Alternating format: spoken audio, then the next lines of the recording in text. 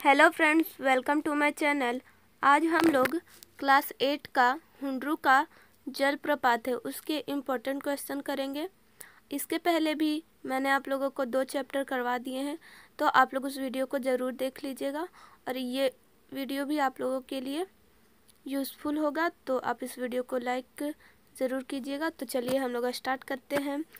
हुंड्रू का जलप्रपात। हुंड्रू का जलप्रपात चैप्टर है जो कि आप लोगों ने पढ़ा ही होगा, जिसके लेखक है कामता प्रसाद सिंह उर्फ है जो कि काम। निम्नलिखित गद्यांशों को पढ़कर प्रश्नों के उत्तर लिखें। पहला दिया है प्रश्नोत्तर। इस गद्यांश को पढ़ना है और उन प्रश्नों के उत्तर लिखने हैं। तो पहले हम लोग इससे पढ़ते हैं पूरा। छोटा नागपुर स्वर्ग का एक टुकड़ा है। जमीन में हरियाली, आकाश में नीलिमा, पग पग पर पहाड़ों को देखकर धरती भी उबड़ खाबड़ और ऊंची हो गई है। तीव्र धारा और गंदले पानी के साथ नदियां बल खाती बह रही है, जिन्होंने मैदानों की छाती चीरी है और पर्वतों का अंतर फोड़ा है। झाड़ी झुरमुटों, पेड़ पौधों और लता गुल्मों के साथ जंगल अपनी जगह पर आबाद है, जिन्होंने जंगली जानवरों को शरण दिया है।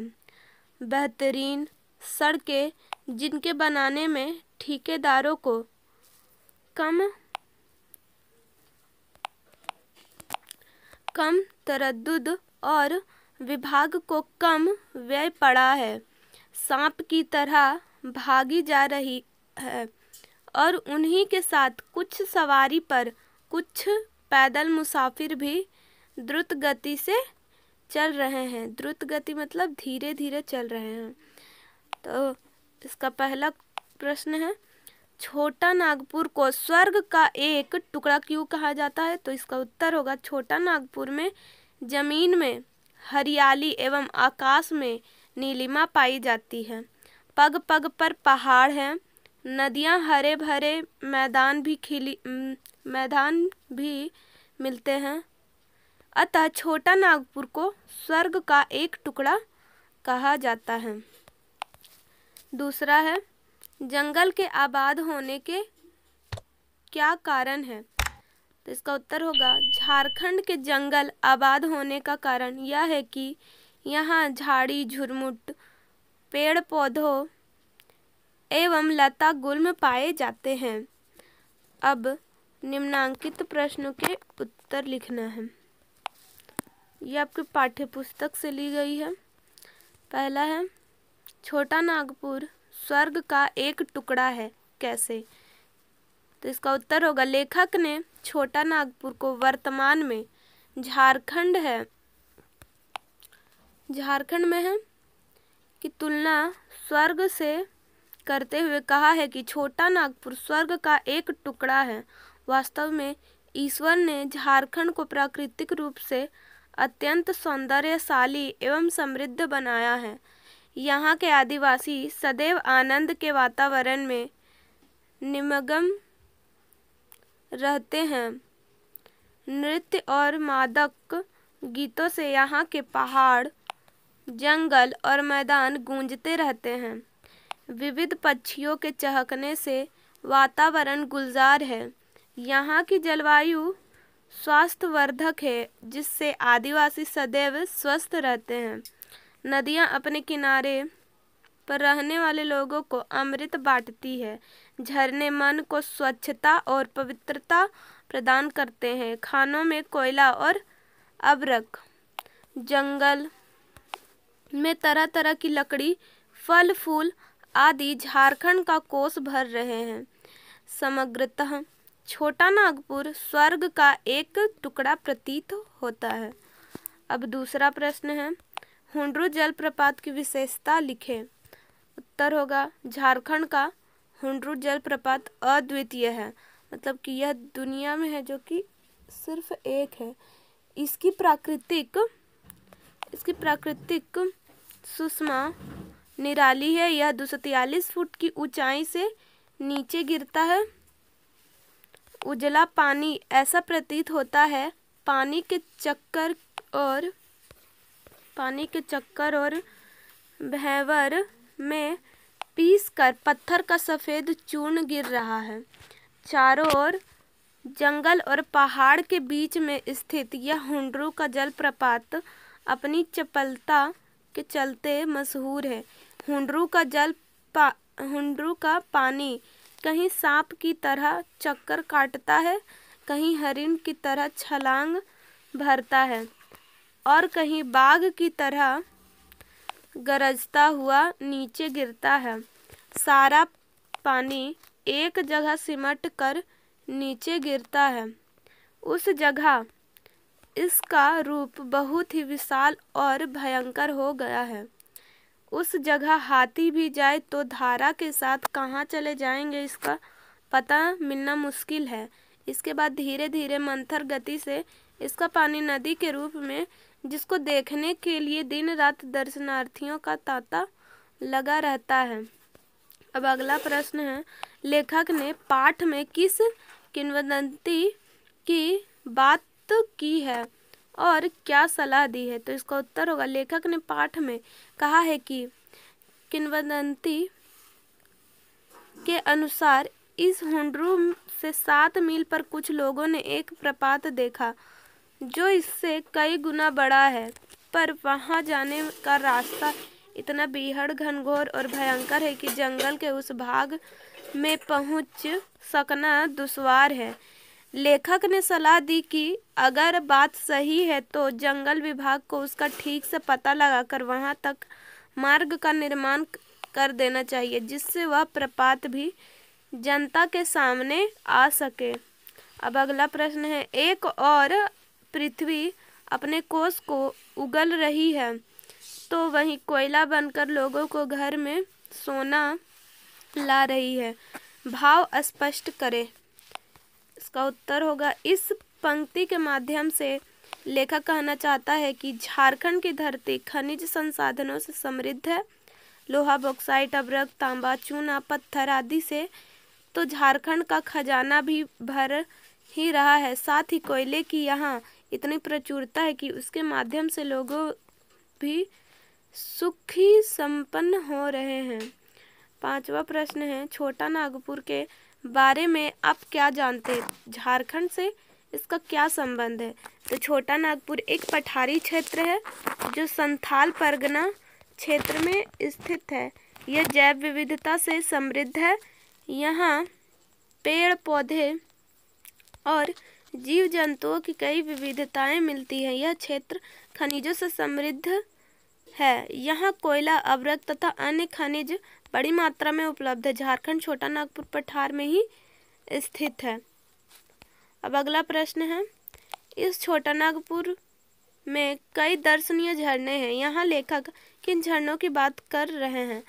लेखक जोन्हा जलप्रपात, दसम जलप्रपात, हिरनी जलप्रपात, सीता जलप्रपात तथा अन्य जलप्रपातों की बात कर रहे हैं।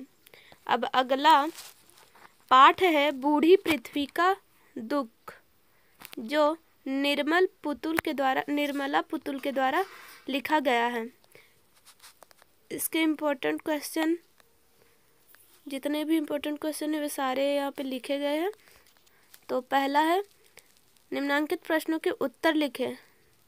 इस कविता में कवित्री किससे प्रश्न पूछ रही है? तो इस कविता में कवित्री पृथ्वी पर निवास कर रहे प्रत्येक व्यक्ति से प्रश्न पूछ रही है। अगला प्रश्न है,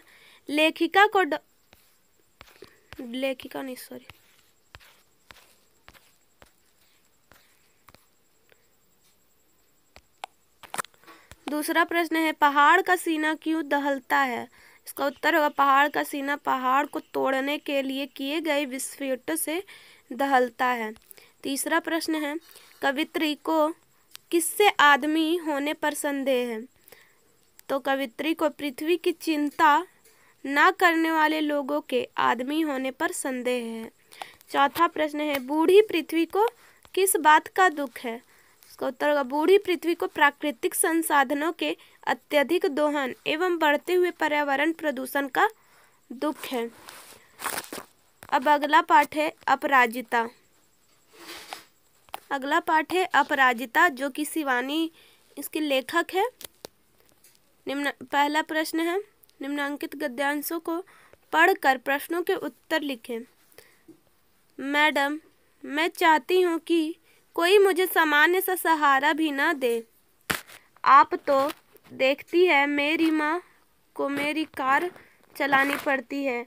मैंने इसी से एक ऐसी कार का नक्शा बना दिया जिससे मैं अपने पैरों के निर्जीव अस्तित्व को भी सजीव बना दूंगी।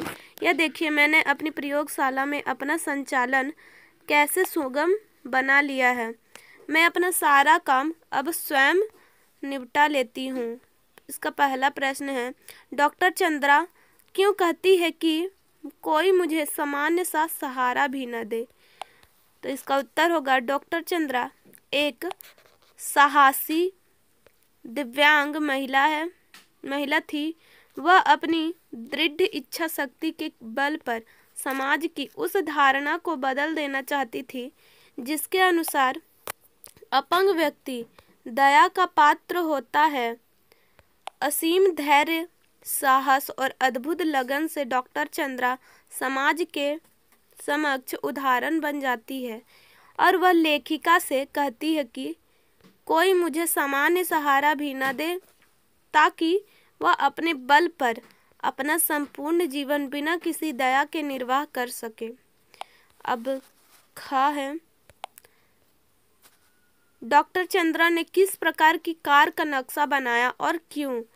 इसका उत्तर होगा, डॉक्टर चंद्रा ने एक ऐसी कार का नक्शा बना दिया था जिससे वह अपने पैरों को निर्जीव अस्तित्व को बिना भी सजीव बना सके। उसने ऐसा इसलिए किया क्योंकि वह पूर्णतः अपने बल पर अपना जीवन जीना चाहती थी।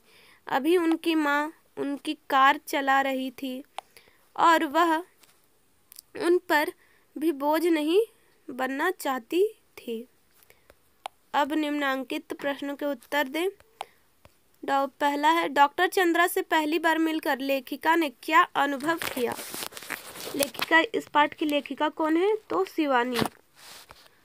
इसका उत्तर होगा, डॉक्टर चंद्रा से पहली बार मिलकर लेखिका ने अपने जीवन की रिक्तिका बहुत छोटी लगने लगी।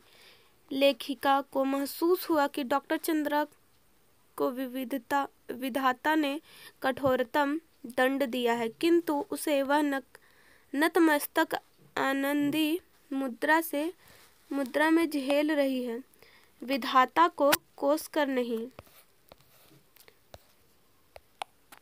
दूसरा है, लेखिका को डॉक्टर चंद्रा देवांगना सी क्यों लगी? का उत्तर होगा, लेखिका को डॉक्टर चंद्रा देवांगना सी इसलिए लगी कि उसने नियति के प्रत्येक कठोर आघात को अति मानवीय धैर्य एवं साहस से झेला। तीसरा प्रश्न है, वीर जननी का पुरस्कार किसे मिला? उसे यह पुरस्कार क्यों दिया गया? तो वीर जननी का पुरस्कार डॉक्टर चंद्रा की माँ शारदा सुब्रमण्यम को मिला। उन्हें वह पुरस्कार इसलिए मिला कि वह एक ऐसी दृढ़ निश्चयी, संघर्षशील, साहसी तथा ममतामयी माँ थी जो अपनी दिव्यांग पुत्री के संघर्ष में हर कदम पर साथ रहती थी। चौथा प्रश्न है, अपराजिता अपने नाम को किस प्रकार सार्थक करती है? तो इसका उत्तर होगा, अपराजिता का अर्थ होता है जो कभी पराजित ना हो। डॉक्टर चंद्रा को लेखिका ने अपराजिता संबोधित किया। वास्तव में डॉक्टर चंद्रा में असीम धैर्य, दृढ़ इच्छा शक्ति और अद्भुत लगन है। वह अपनी विकलांगता पर विजय प्राप्त कर सफल का शिखर छू लेती है। विषम और विकट परिस्थितियों में भी अपराजिता बनी रहने वाली अपराजिता अपने जीवन की कठिन परिस्थितियों और चुनौतियों का साहसपूर्ण तरीके से सामना करके अपने नाम को ही सार्थक करती है। पांचवा प्रश्न है, चिकित्सा ने जो खोया है वह विज्ञान ने पाया है। उपरोक्त पंक्ति को पाठ के आधार पर स्पष्ट करना है। इसका उत्तर होगा, डॉक्टर चंद्रा की इच्छा डॉक्टर बनने की थी, इसलिए वह मेडिकल प्रवेश परीक्षा में शामिल होती है और परीक्षा में सर्वोच्च स्थान प्राप्त करती है, किंतु उसे यह कहकर प्रवेश नहीं लेने दिया जाता है कि उसके शरीर का निचला धड़ निर्जीव है और वह एक सफल चिकित्सक नहीं बन पाएगी। लेकिन वह विज्ञान में सफलता के सर्वोच्च शिखर पर पहुंचती है। तब उसके प्रोफेसर कहते हैं कि मुझे यह कहने में रंच मात्र भी हिचकिचाहट नहीं होगी कि डॉक्टर चंद्रा ने विज्ञान की प्रगति में महान योगदान दिया है। चिकित्सा ने जो खोया अर्थात इतनी प्रतिभा संपन्न महिला की प्रतिभा का लाभ नहीं ले पाया, वह विज्ञान ने पाया अर्थात उसकी प्रतिभा का लाभ उठाया, जिससे विज्ञान है जो कि समृद्ध हुआ। छठा प्रश्न है, लेखिका ने लखनऊ के मेधावी युवक को डॉक्टर चंद्रा से किस प्रकार की प्रेरणा लेने की बात कही है? उसका उत्तर होगा, लेखिका ने लखनऊ में मेधावी युवक को डॉक्टर चंद्रा से प्रेरणा लेने की बात कही है। उस मेधावी युवक का ट्रेन से दायां हाथ कट गया था और वह इतना दुखी हुआ कि अपना मानसिक संतुलन भी खो बैठा। पहले दुख भुलाने के लिए नशे की गोलियां खाने लगा, फिर मानसिक संतुलन खोकर मानसिक रोगियों के अस्पताल में है। उसने तो मात्र एक हाथ खोकर ही हथियार डाल दिया। और इधर डॉक्टर चंद्रा, जिसका निचला धड़ निष्प्राण मांस पिंड मात्र सदा उत्फुल्ल है, चेहरे पर विषाद की एक भी रेखा नहीं, बुद्धि दीप्त आंखों में अदम्य उत्साह, प्रतिपल प्रतिक्षण भरपूर उत्कट जिजीविषा और साथ ही कैसी कैसी महत्वाकांक्षाएं पाल रखी है। ऐसी महिला से सिर्फ प्रेरणा ही ली जा सकती है। अगला प्रश्न है, लेखिका ने डॉक्टर चंद्रा की कार्यकुशलता को सुदीर्घ कठिन अभ्यास की यातनाप्रद भूमिका कहा है। लेखिका ने ऐसा क्यों कहा है?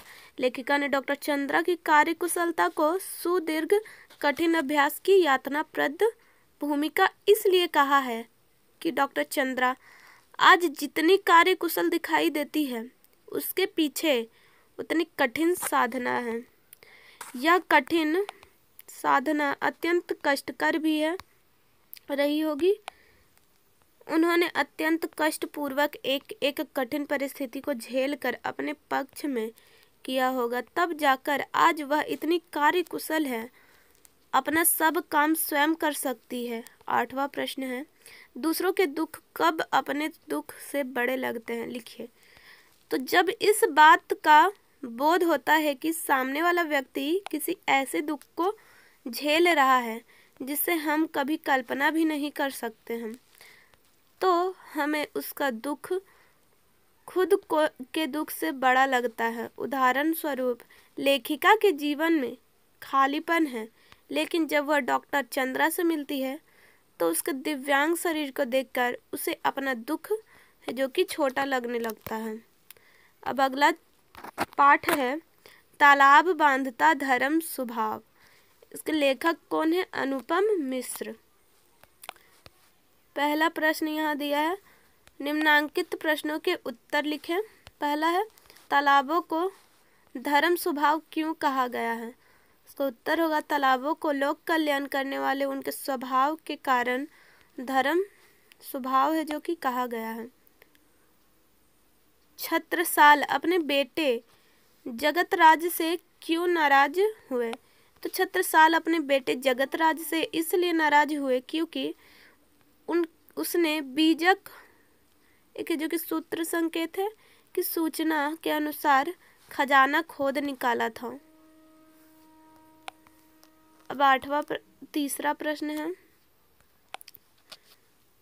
छेरछेरा त्योहार क्या है? यह किस राज्य में मनाया जाता है? तो पूष माह की पूर्णिमा पर मनाया जाने वाला पर्व छेरछेरा में लोगों के दल निकलते हैं, घर घर जाकर गीत गाते हैं और गृहस्थ से धान एकत्र करते हैं। हर एक घर अपने सामर्थ्य से धान का दान करता है। इस तरह जमा किया गया धान ग्राम कोष में रखा जाता है। इसी कोष से आने वाले दिनों में तालाब और अन्य सार्वजनिक स्थानों की मरम्मत और नए काम पूरे किए जाते हैं। छेरा त्योहार छत्तीसगढ़ में मनाया जाता है। चौथा प्रश्न है, जो समाज को जीवन दे, इस वाक्य का क्या आशय है?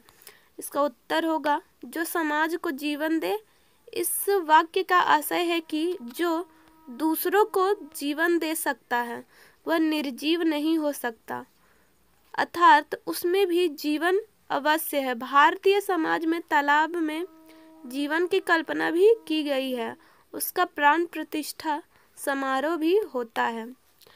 अब पांचवा प्रश्न है, बिंदुसार कैसा बना? यह कहाँ पर स्थित है? कैसे बना बिंदुसार? इसका उत्तर है, लोगों की मान्यता है कि कोई तालाब अकेला नहीं है, वह भरे पूरे जल परिवार का एक सदस्य है। उसमें सबका पानी है और उसका पानी सब में है। ऐसा ही मान्यता रखने वालों ने एक ऐसा तालाब बना दिया जिसका नाम बिंदुसार था। जगन्नाथपुरी में बिंदुसार है जो कि है।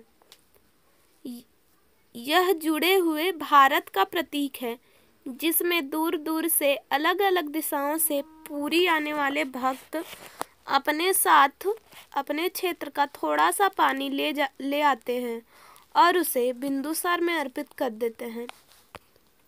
ये मान्यताएं रही है। छठा प्रश्न है, तालाब बांधता धर्म स्वभाव पाठ के आधार पर तालाब के लाभों का वर्णन करें। तालाब का लाभ होगा, पहला, तालाब के अनेक लाभ हैं। तालाब जल का भंडारण और धरती के नीचे के जलस्तर का ऊंचा बनाए रखने में उपयोगी है। तालाब से जल संकट से बचा जा सकता है। तालाब से किसी गांव की समृद्धि का भी पता लगाया जा सकता है। तालाब के जल स्तर को देखकर आने वाले समय में भविष्यवाणी की जा सकती है। वनवासी समाज में तो तालाब का स्थान मन पर ही नहीं वरन तन पर भी है। उनके जीवन का एक अनिवार्य अंग तालाब है, जिसके माध्यम से वे अपना जीवन यापन करते हैं। सातवां प्रश्न है, अमावस और पूर्णों के दिन किस प्रकार के सार्वजनिक हित वाले कार्य किए जाते हैं? इसका उत्तर होगा, अमावस और पूर्णों के दिन पुराने समाज में सार्वजनिक काम से जुड़ने का विधान रहा है। इस दोनों दिन किसान अपने खेत में काम नहीं करते थे, बल्कि इन दोनों दिन लोग अपने क्षेत्र के तालाब आदि देखरेख व मरम्मत किया करते थे। सार्वजनिक हित में श्रमदान करते थे। तालाब के लिए धान या पैसा एकत्र करते थे। इसी तरह दोस्तों, ये हमारा जो कि पूरा चैप्टर हिंदी का क्लास 8 का पूरा चैप्टर है जो कि समाप्त होता है। अगर आप लोगों को ये वीडियो पसंद आया होगा तो आप इस वीडियो को लाइक कीजिए और इस चैनल पर अगर आप नए हैं तो सब्सक्राइब कीजिए। Thank you.